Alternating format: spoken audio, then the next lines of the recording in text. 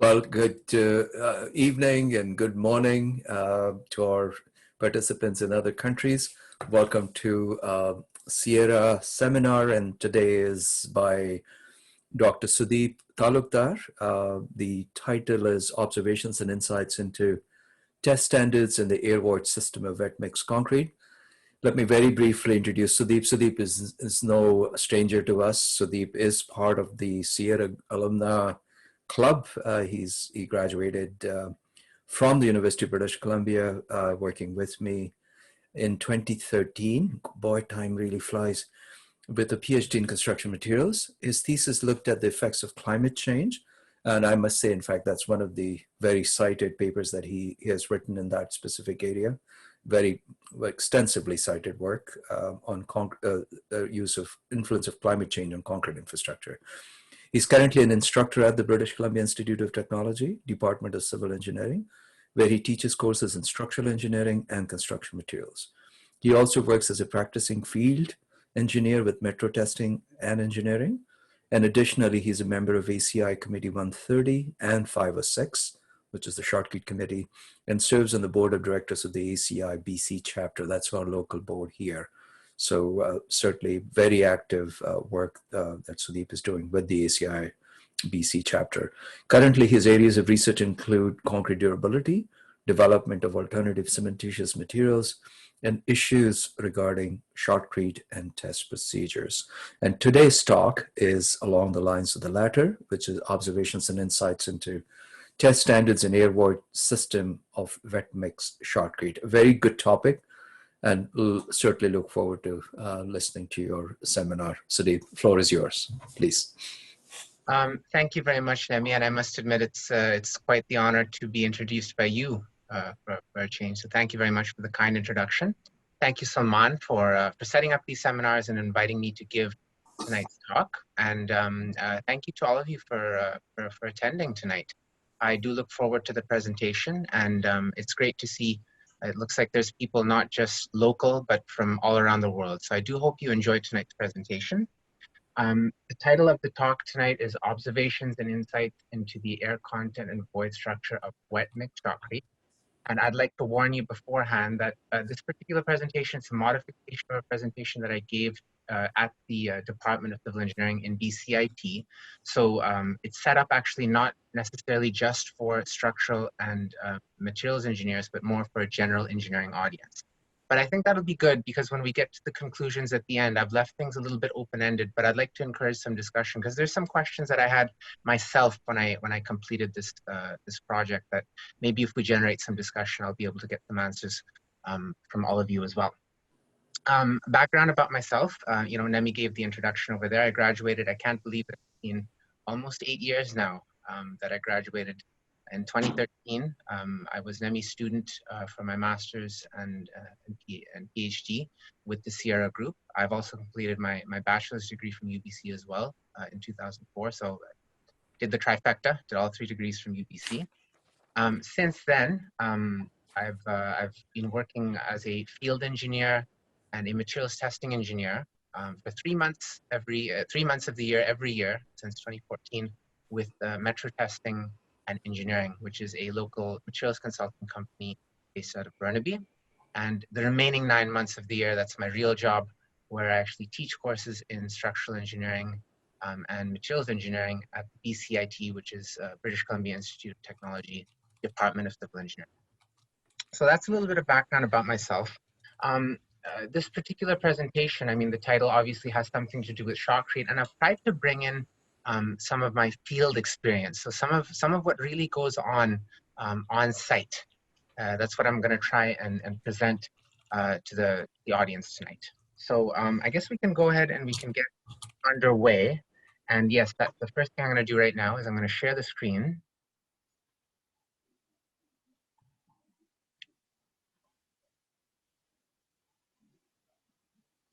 Okay, so just to confirm, everybody can see the screen right now? Yeah, it's perfect. Okay, there we go. And now we can see the presentation view? Yeah.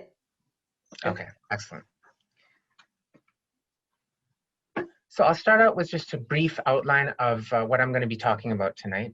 So as I said, the presentation was originally developed for an engineering audience, but not necessarily people who would have an expertise in shotcrete. So I wanted to start out, and it's probably a good reminder to all of us of an overview of what the wet mix shotcrete process is.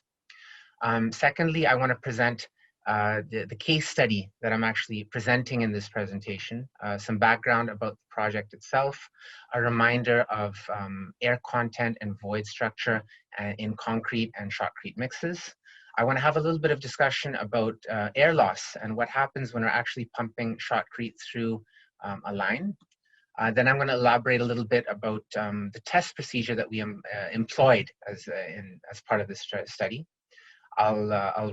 I'll then present some of the results, some of what we discovered when we analyzed the data coming out of this presentation, out of this case study.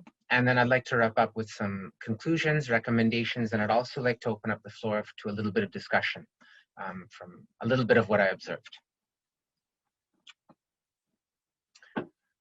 So to begin with, wet mix shotcrete. Okay, what exactly are we talking about when we're talking about wet mix shotcrete? And I think something that a lot of people forget is we tend to treat shotcrete as this sort of independent, amazing, different material. But it's important to remember that shotcrete is actually just a type of concrete. Okay, shotcrete itself refers to a construction technique. Okay, it's not a separate material, but it's a construction technique by which plastic or flowable concrete is placed by pumping it through a hose or a tube and then spraying it out of a nozzle under extremely high pressure. Okay, so in reality, it is an alternative placement method for concrete. But of course,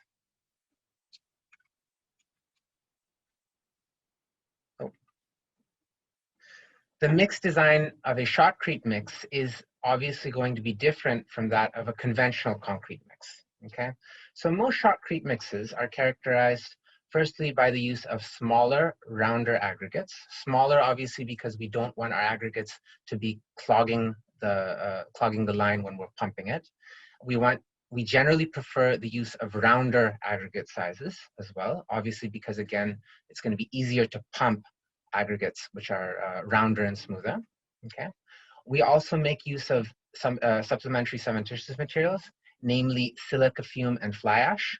The chief purpose of adding silica fume to the mix is to make it slightly more adhesive and more sticky, such that when it's discharged out of the end of the nozzle, it sticks onto the surface that we're shooting the shotcrete onto. And then lastly, we'll typically be making liberal use of admixtures such as superplasticizers, viscosity modifying admixtures, accelerators, and air entraining admixtures.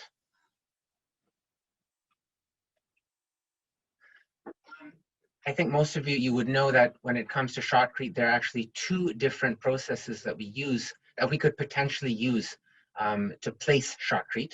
One is the dry mix process, and the second is the wet mix process. And obviously, from the title of the presentation, tonight's presentation is going to be focusing on the wet mix process. But I did think that I should have a quick chat about the differences between dry mix and wet mix shotcrete.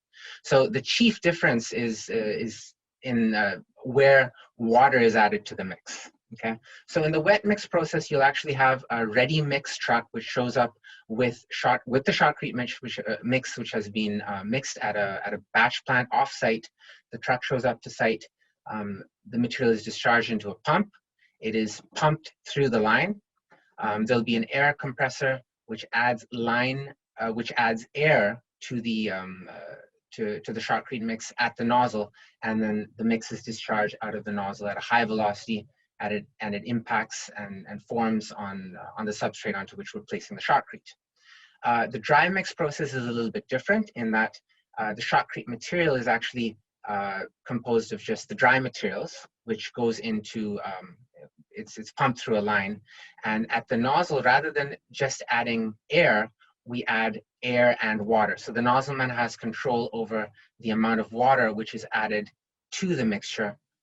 It's discharged out of the nozzle at a high velocity, and it's set up on the wall.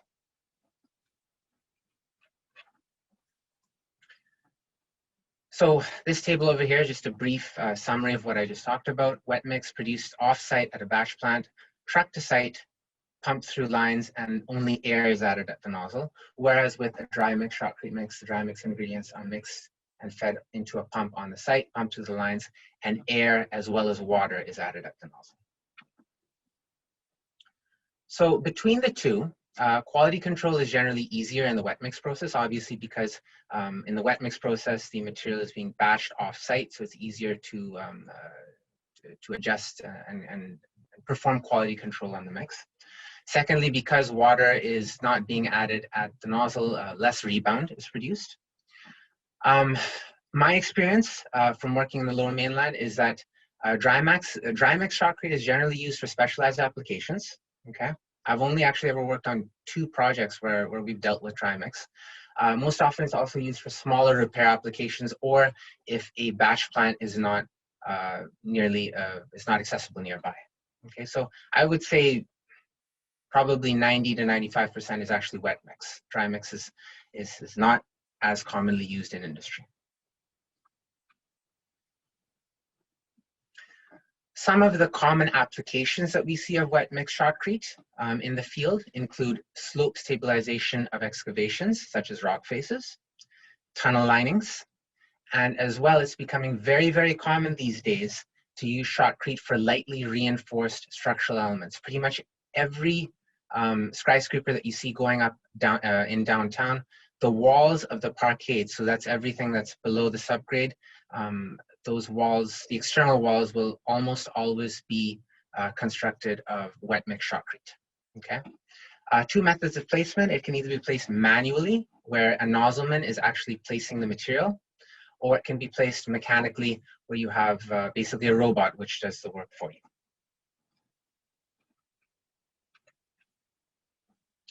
Okay, so this is a photo over here that I took on site of a nozzleman. So this is an example of the manual process where it's being placed manually. You can see here the nozzleman's actually got fairly good technique. He's using wet mix shotcrete to form a lightly reinforced external wall of a parkade. Okay, you can see here just based from the picture, the velocity of the material that's being discharged out of the edge of the nozzle fairly high. Okay, he's got good technique. The nozzle is not being held too far away from the wall, and the nozzle or the material that's being discharged is more or less perpendicular to the face of the wall.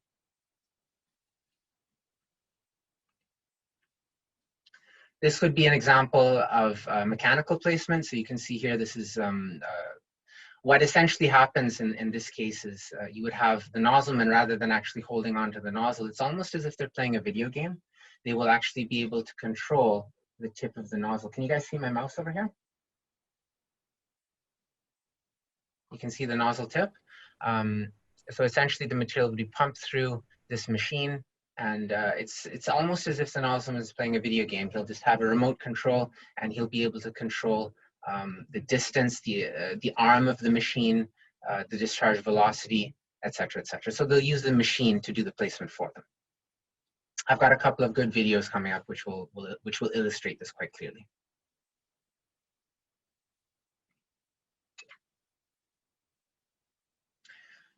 So this is a video which illustrates just how difficult manual placement of wet mix shotcrete is. So I'll just play this for you guys in case you haven't seen placement of wet mix shotcrete in the field.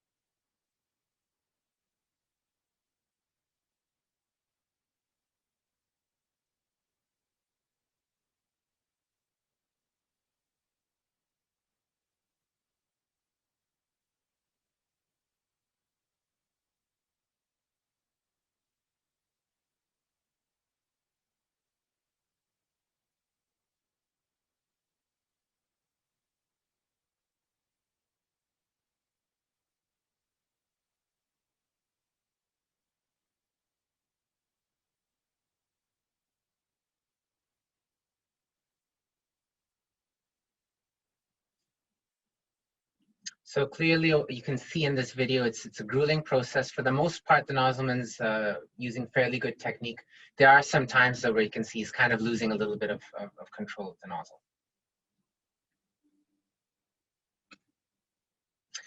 This next video, I actually found this quite interesting and terrifying at the same time.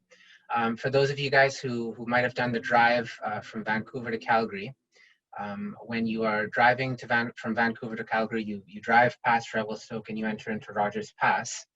And right before you cross the border into Alberta, there's a bridge actually, which is a demarcation where the border between BC and Alberta is. And some of the rock faces, so the cliff faces on either side of Rogers Pass, are currently in the process of being remediated, and they're being repaired by applying a thin layer of shotcrete to the walls of the cliff, to the cliff face. So this is an example of it's actually manual placement, and believe it or not, there are two gentlemen in that bucket, and that's got to be at least, I want to say, 50 meters off the ground. And if anybody's driven through Rogers Pass, you know that it gets quite windy up there. So there's just two gentlemen who are strapped into a bucket, and they are applying shotcrete to the face of that wall over there.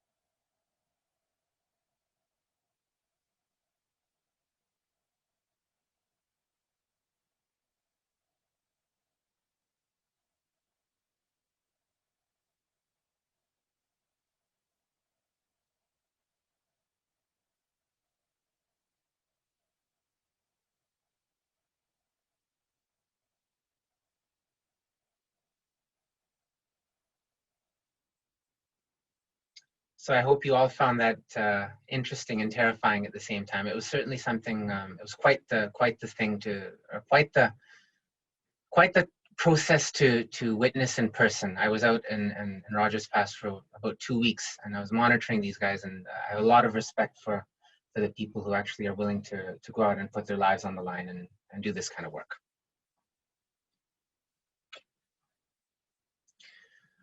I promised you guys that I'd show a video of placement using a machine. So this is actually stabilization of a tunnel lining, of the inside of a tunnel. So application of shotcrete for a tunnel lining. Sudip, can I actually, if you press on that share screen, you could click on advanced sharing options and maybe select the one that is optimized for displaying videos. I think that would usually play much better. Okay, what should I click on, sorry? Oh, optimize screen sharing. Yeah, and then use the computer audio. There's two things you have to click. So I've done the optimization. Yeah, okay, so it's good. So the videos maybe don't have any sound, right? Oh, okay. Did you guys want me to replay the last two videos then? Would you prefer I do that, Salman? Or? No, it was good, but it was a little bit segmented, so I think this might be better. Okay, all right. So this is a video of application of shotcrete for a tunnel lining.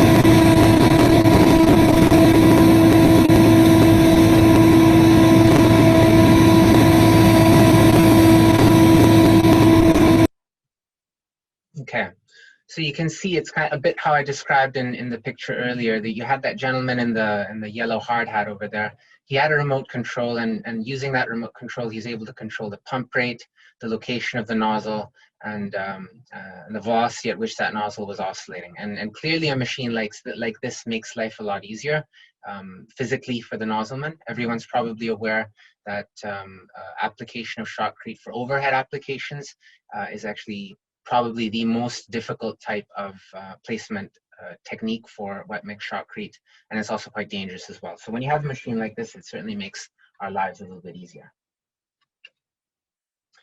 And the last video over here, this is kind of a fun one. Hopefully you guys get to recognize who the unexperienced nozzleman is in this video.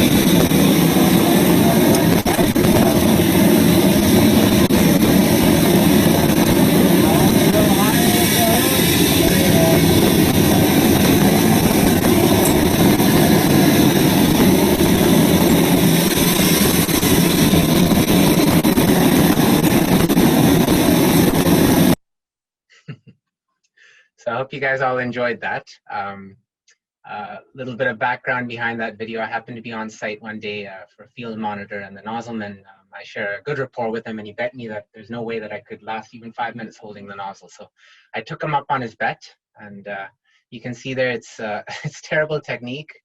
The nozzleman was nice enough to do half the job for me. The air pressure was turned way down, so the discharge velocity was probably, it should have been higher than what it was. But it does certainly, as an engineer, make you appreciate just how difficult this work is.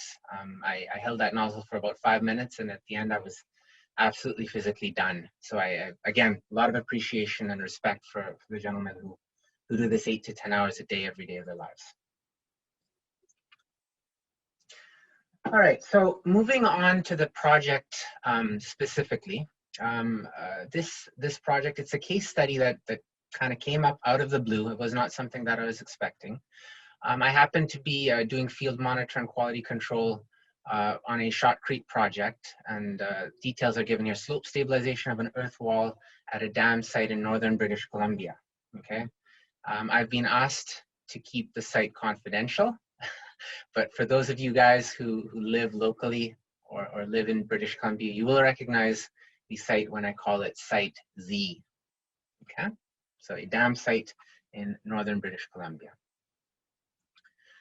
Specifically, it so happened that we were performing slope stabilization of an earth wall, and what ended up happening is we were struggling with maintaining a constant air content and hitting the target specification for air content for the mix when we did the air test after the material had been discharged out into the wall. So that's a little bit of background there, and I'll get into this into a little bit more detail. But I mentioned that the problem that we were having that night was hitting our target air content, hitting our specified air content. So again, a little bit of background on air entrainment, air entrapment, and why air entraining Shotcrete is important. Okay, so incorporating an adequate number of properly sized and distributed air voids in Shotcrete is key to avoiding freeze, thaw, induced cracking and scaling. Okay, I mentioned earlier on that with Shotcrete we employ the use of a number of different types of admixtures, and in most applications, air entraining admixture it's pretty much a key requirement, and the purpose of using air entraining admixture is to hit our target entrained air specified entrained air for the mix. Very basic stuff. What is the purpose of air entrainment? Well, basically, entrained air acts as a reservoir. So when we have water permeate into our shotcrete, if we don't have the provision of entrained air, when water that is trapped in the concrete pores freezes, when the temperature drops below 0 degrees, if we don't have these reservoirs of entrained air present, so a network of small bubbles which connect up to our capillary pores, if we don't have those reservoirs, it will actually crack the shotcrete. So, you know, we could have a very potentially high strength mix, but a very poor quality, non-durable shotcrete mix if we forget to properly entrain air in our shotcrete mix. I was allowed to share some details of the mix itself. You can see, for those of you guys who have a little bit of background in mix design, nothing special here, okay? The specified strength, I believe, was 55 MPa. The cement content and the SCMs that were used, 23 kilograms of silica fume, 425 kilograms of cement. We easily were able to hit that target strength. Okay, you can see that it was a fiber reinforced mix. Okay, due to the presence of fiber, the superplasticizer that was used was actually a fairly high dosage. I should also mention that accelerator was added at the nozzle, and the accelerator dosage, that's controlled by the nozzleman, so we're not sure of what the actual dosage of accelerator used was.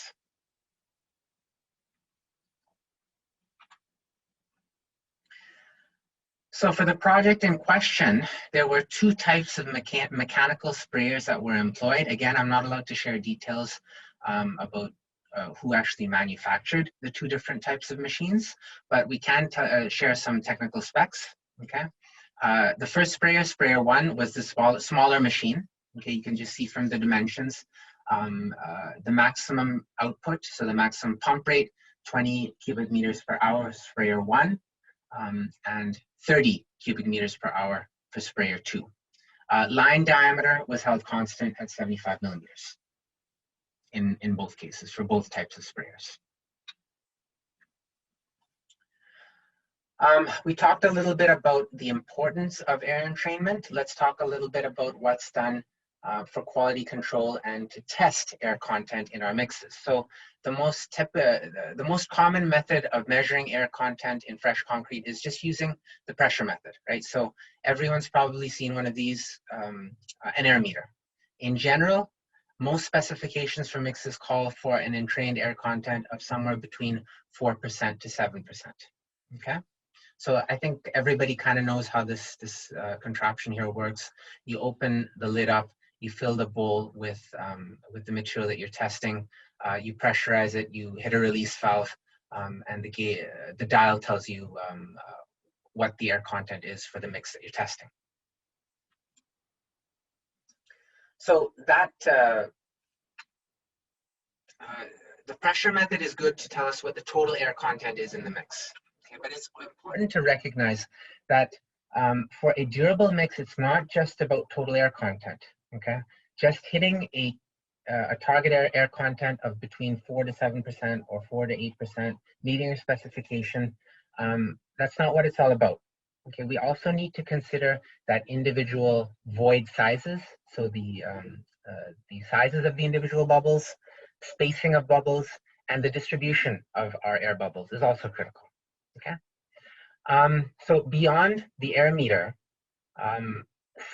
very rarely, some specifications will actually call for an air void analysis to be done on hardened specimens. So the air void specimen, air void analysis, that's ASTM C457. Essentially, we cast a cylinder of the material that we're testing. We then put it into a grinder and we polish it so that the surface is completely smooth. And then we look at the air void system under a microscope. And we literally count the number of entrapped air bubbles versus the number of entrained air bubbles. And we're able to make an assessment on the quality of the air void system that way.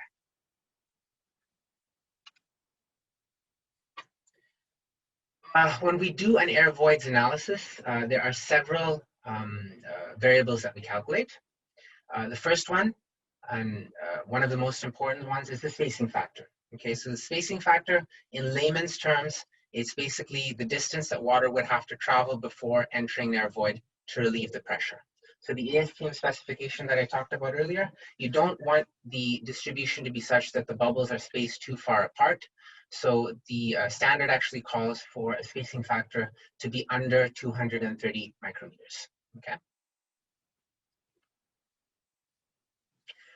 Specific surface is another variable that can be measured when we do the hardened air void analysis. The definition of specific surface is that it is a measure of void surface area per unit volume of voids. Okay, so specific surface is therefore going to be a good indicator of average void space. So if we think about this logically, okay, as the average void size increases, the surface area of the individual bubbles is going to decrease, and therefore the specific surface would decrease as well. Okay, so that's the correlation. So if we want a network of many small bubbles, you would actually want a larger value for a specific surface.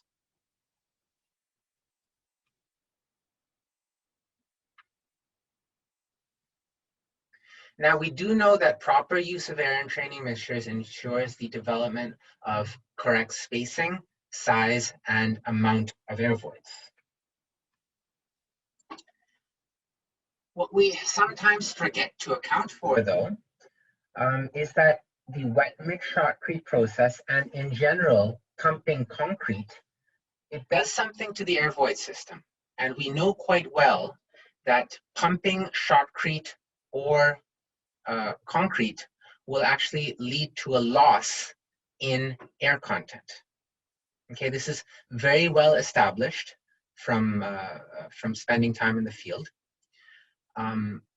Academically speaking, there are three mechanisms that are believed to account for the loss in air when we put shotcrete or concrete through and we pump it through a line. So the three mechanisms that we believe account for air loss are suction, dissolution, and mechanical rupture, which is impact of the mix onto a surface. Suction, dissolution, and impact. So the first slide here, suction, very easy to explain. Basically, if you take a material and you're putting it into a vacuum, such as when you're putting shotcrete through a pump, the suction mechanism is going to suck some air out. So that is one of the mechanisms that's believed to partially account for air loss in a shotcrete mix when we're putting it through a pump. The second mechanism, maybe not so much having to do with air loss, but certainly would change the air void system. I like this graphic over here. Initially, we might have our shotcrete going in. We might have our initial mix where we have a nice air void system of small air bubbles, having a good spacing factor, forming a well-established network. When we put our mix into the pump, the mix becomes pressurized, and it actually causes some of the bubbles to consolidate together. And that way, when they're discharged, when the mix is discharged and we return to atmospheric air pressure, we actually have the smaller air bubbles which have been consolidated together. And upon discharge, they actually reform. They'll have the same volume of air potentially, but larger bubbles. And so that's a disruption in the air void system. And finally, this last one, again, self-explanatory and particularly important when we're talking about shotcrete mix. The final air loss mechanism might be due to impact of rapidly moving shotcrete against stationary objects. So that's basically shotcrete being discharged at the nozzle, hitting the form or hitting the substrate at high velocity, causing the air bubbles to basically rupture and break. Okay, so those three mechanisms are what are believed to account for a loss of and a change in the air void system.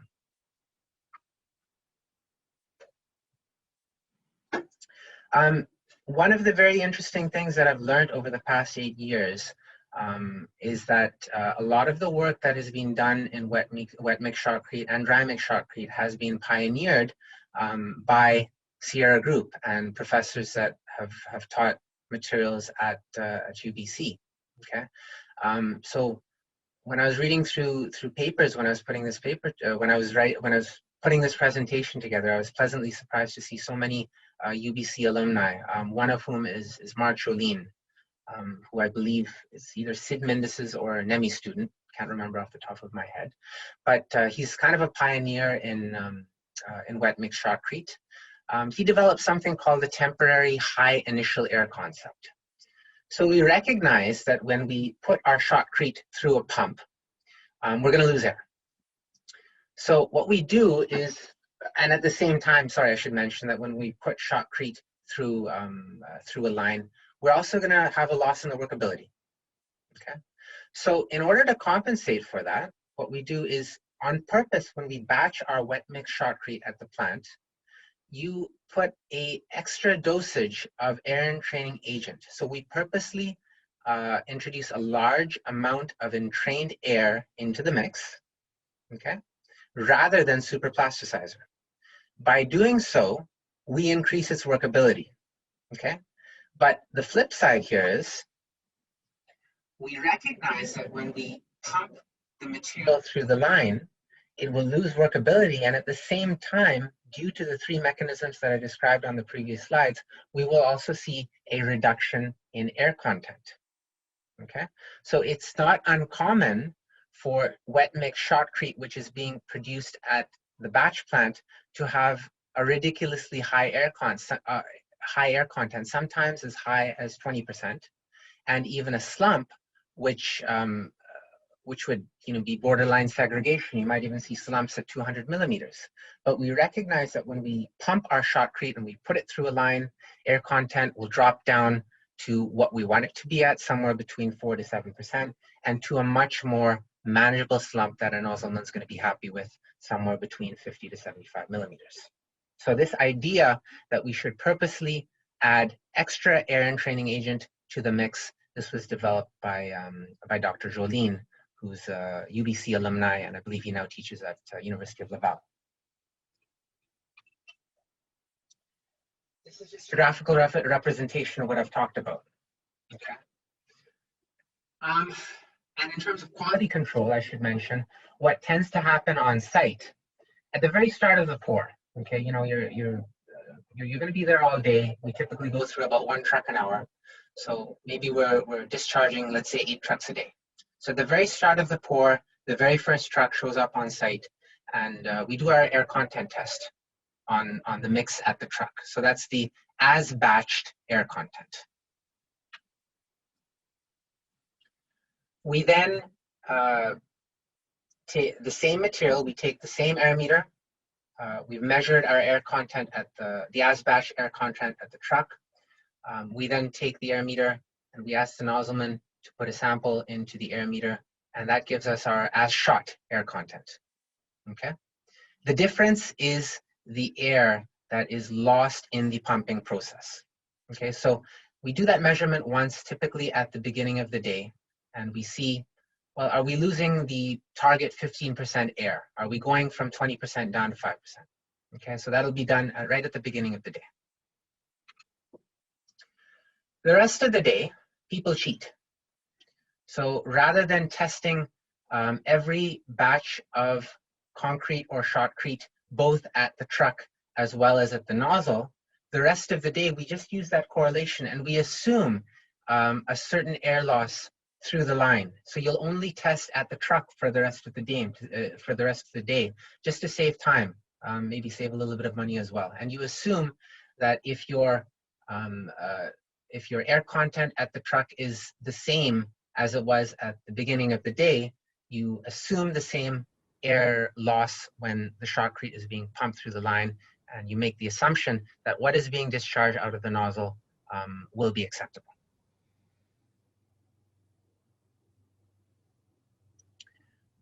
The question that came up in my mind when I observed this is that while it works well in theory, and we can verify the loss in air content using an air meter, what is the effect the pump has on the air void structure of wet mix shotcrete? So essentially what happened was, while I was working at Site Z up north, we had a night where we were really struggling to get our air contents under control. First of all, the stuff that was showing up on site was not meeting specification. And we also noticed that as the material was being discharged, it was becoming even more difficult to meet specification. So while I was up there, it started to occur to me that maybe we should do some additional tests. Okay, so rather than just testing once at the truck, once at the nozzle, and then spending the rest of the night testing at the truck only, maybe we should be doing extra quality control, testing every batch, testing every mix, both the as batch as well as the as shot. And I also wanted to do some hardened air void analysis. So in addition to the air tests, we also cast cylinders out of each truck. And we cast cylinders, not just the as batch cylinders, but we also cast as shot cylinders. Okay, so I'll walk you through it. Air content was first measured using an air meter immediately upon discharge from the truck, just the way that we usually do. Material directly from after discharge from the truck was used to cast cylinders for further air voids analysis and compressive strength testing in the lab. So we did something that's not commonly done unless a very stringent specification calls for it, in that we cast a couple of cylinders at the truck. Okay, so we had a correlation between the measured air content and we had a couple of cylinders that were cast for the as batch material.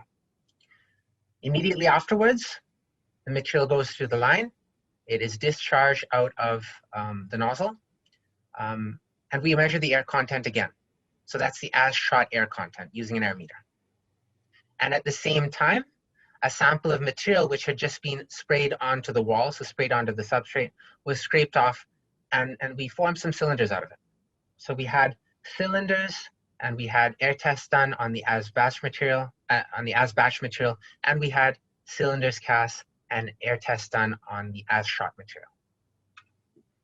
So again, just to graphically illustrate what I just described, air content and cylinders were tested both before the material went into the truck, as well as before and after it went into the pump, as well as after it came out of the pump and was discharged at the nozzle.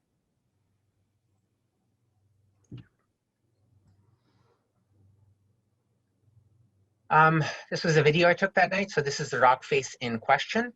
Again, you can see this was done using a mechanical sprayer.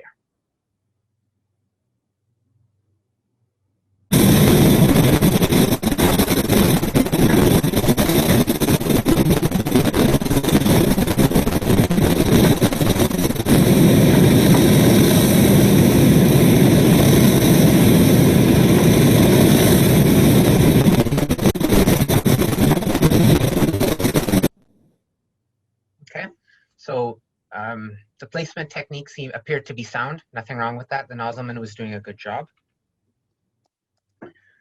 All right, on to our test results. Okay, so there's a lot of data here, but I'm going to try and break it down so it's not so intimidating.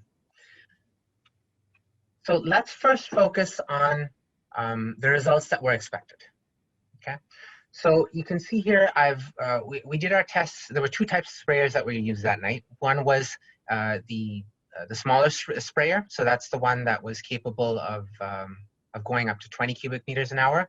The nozzleman discharged at two rates. Okay, one of the tests were done when the sprayer was discharging at 9 cubic meters per hour. In the second case, the pump pressure was increased up to 11 cubic meters per hour. Okay, so you can see over here, we have test results from sprayer 1, 11 cubic meters per hour, and 9 cubic meters per hour. We also did some tests on the second sprayer that was used that night. Same rock face, just a different section of it. But in that case, the pump pressure was increased quite significantly, up to 17 cubic meters per hour. Okay. Sorry to interrupt, but I think the numbers are not readable to some of the audience, so if you could maybe, for the time being, just for a few seconds, remove that optimized sharing. Because it takes usually a little bit of time to revert back to normal, but... Okay. So I've turned off optimized sharing, and I don't have any more videos, so maybe I'll keep it like this for the rest of the presentation. Perfect. Yame, is that okay now? Yeah. Okay. It's much more clear to me. Yes, it's okay now. Yeah, thank you. Okay, perfect. Much All right, better. Thank you. Thank you for pointing that out. Yeah, I'll leave it like this now because I don't have any more videos for the rest of the presentation. So again, yes, just to reiterate, we have test results from 2 different sprayers and 3 different pump discharge rate, 11 cubic meters per hour, 9 cubic meters per hour, and 17 cubic meters per hour. Okay, so for sprayer 1, before we put the material through the pump, so before pumping, the as batched air content that was read using the air meter was 19%.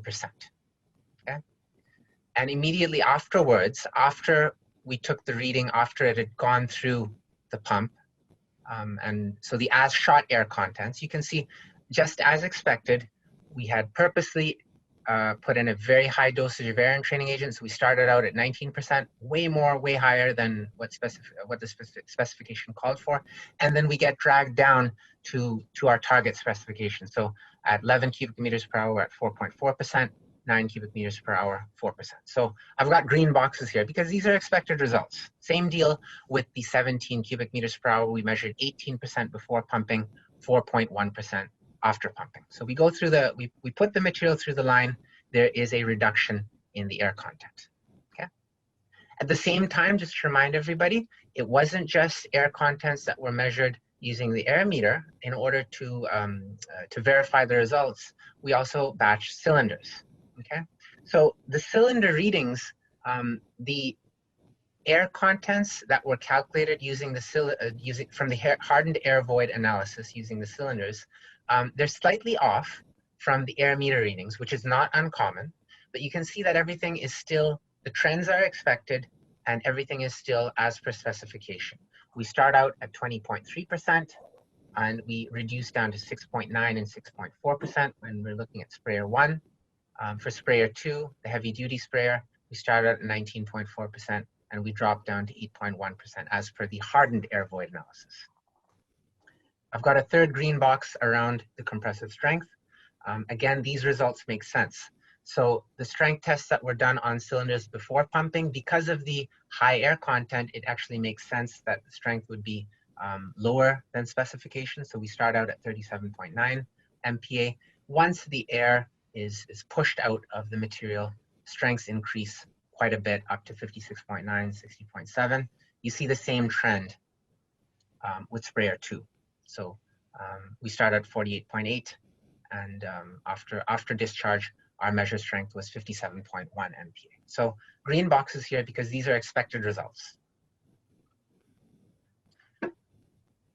However, this red box was something that is somewhat alarming, and this is somewhat expected after, based on what my theory was. We take a look at the spacing factor both before and after pumping. And I'd like to remind everybody that the ASTM standard allows for a maximum permissible spacing factor. And I'm sorry, I just recognized this right now. There's a typo here. The units for spacing factor should not be millimeters, they should be micrometers. So my apologies for that, I should have changed that. Spacing factor is not millimeters, the units there should be micrometers.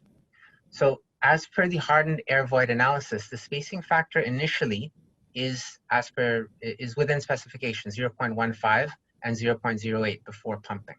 But after pumping, we look at what happens to our spacing factor. It goes up, okay? So clearly, pumping the Shotcrete through the line has had an effect, not just on the total air content, but on the total air void system, because the spacing factor has now actually come out of specification. It's gone beyond 0.23 micrometer.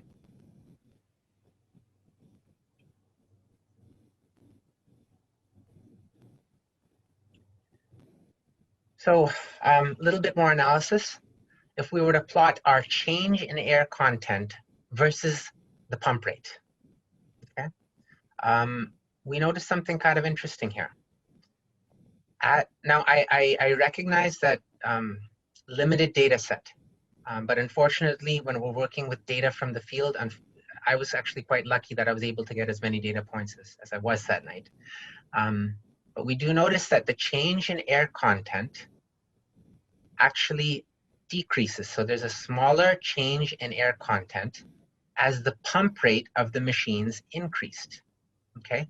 And this trend was correlated not just with the air meter readings, but as well from the hardened specimens, so the air void analysis. Okay, so it seems as if as you increase the pump rate, the overall decrease in air content, so the change in air content is not as much. So this is one of the trends that we picked up.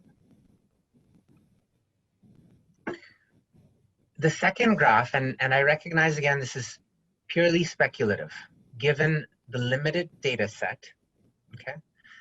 I plot here specific surface versus spacing factor, okay? And again, I mentioned that we want typically for a good, well-entrained air void system, we want a number of small bubbles, okay? We want a greater number of small bubbles as opposed to a smaller number of large bubbles. So our goal is that we actually want a higher specific surface. So the blue dots here are the test results for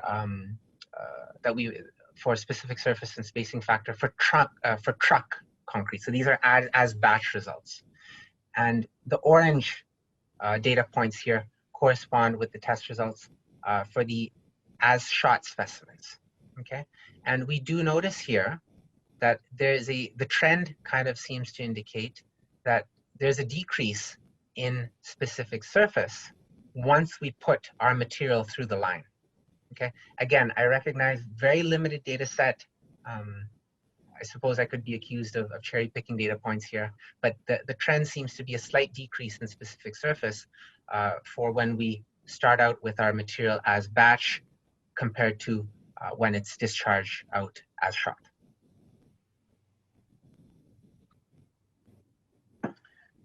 All right, so based on the data that we generated, I'd like to present some conclusions.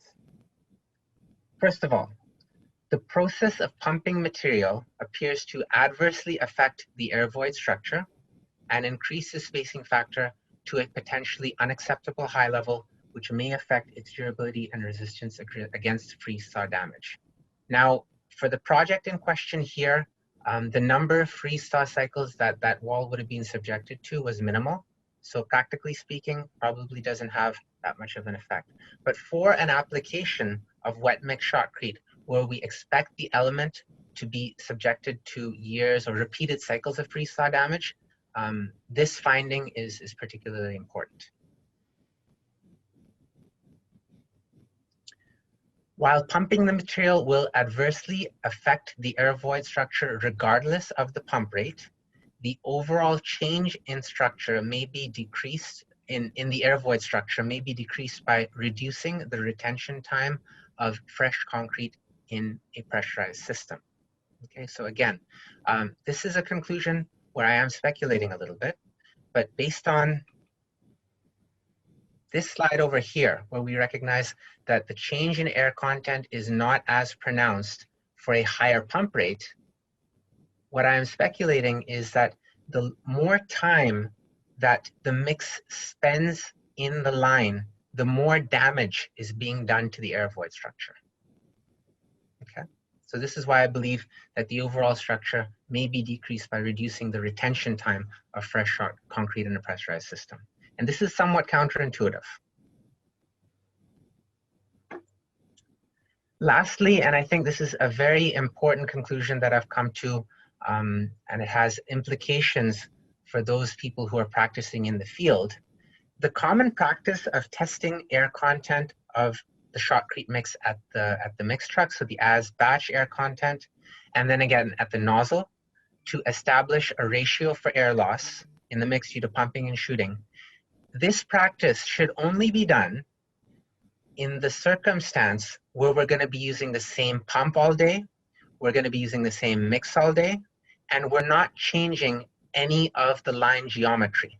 Okay, so we're going to be using the same diameter of line, same length of line, and we're not changing the geometry of the pump and the line.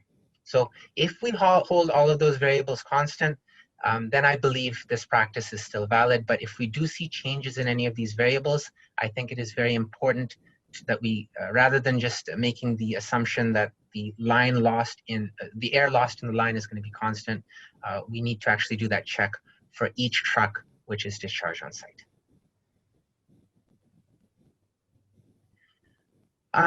So it was kind of interesting, as I said, this case study, it was not something that I was expecting. It's just, I happened to be on site back in 2017 doing quality control. We had this problem of maintaining a constant air content on site. We decided to investigate a little bit further. We generated some data and it actually turned into a publication. So we've actually published this in a paper in Case Studies in Construction Materials. It was co-authored by another SIERA alumni who's my colleague at Metro Testing, Roland here. And in addition, I'd like to acknowledge Metro Testing and Engineering for giving me time to actually analyze the data, and as well as BCIT, School of Construction and the Environment for providing some funding. So on that note, I'd mentioned that I wanted to make this as interactive a presentation as possible. So I'm going to stop sharing the screen and I'd like to have a discussion and I'd like to open up the floor, any questions and comments you might have.